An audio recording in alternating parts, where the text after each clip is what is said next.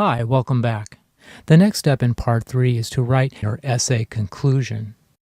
In general, a good conclusion creates a sense of completion. It brings readers back to where they started, but it also shows them how far they have come. It also provides a quick summary of the essay and often presents a further observation or point about the topic. Some of the techniques that writers use to accomplish this include restating your thesis. Keep in mind that this does not mean repeating the same thesis sentence from your introduction. Instead, rephrase your thesis using different words and expressions and perhaps adding a different perspective on the topic. Providing a call to action.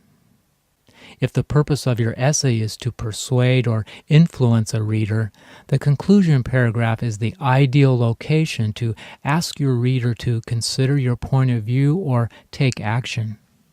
Let's take a look at a couple examples. In the Anna Lepay essay, her thesis in the introduction paragraph reads, "Today, junk food marketing happens in so many places and in so many ways that it's often behind the parents' backs and beyond our control." And in her essay conclusion, she writes, "You can turn off the TV and your kids will still be exposed to junk food marketing.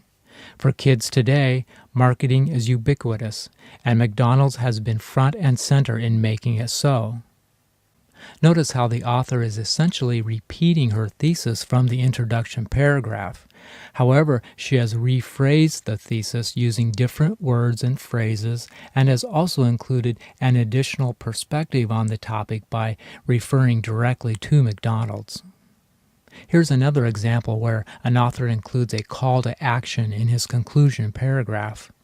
In the essay by Sugata Mitra, the thesis in his introduction paragraph reads, "Many of the skills learned in a traditional classroom have little value in today's workplace." And in his essay conclusion, he writes, "We don't need to improve schools. We need to reinvent them for our times, our requirements, and our future. We need people who can think divergently across outdated disciplines, connecting ideas across the entire mass of humanity. We need people who can think like children." Notice how the author is using his conclusion paragraph to persuade readers to see his point of view and possibly take action on his suggestion.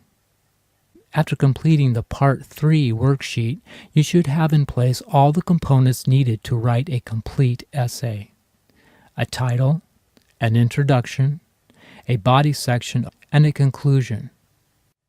As I mentioned earlier, this might be a good time to combine all of the essay components you've written so far into one document, using perhaps Microsoft Word or Microsoft Works. In next week's module, we'll talk more about how to format your document, and we'll also review some methods for editing and revising your essay.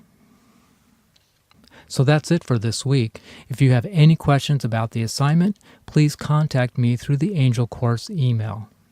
Have a good week, and I'll see you next time.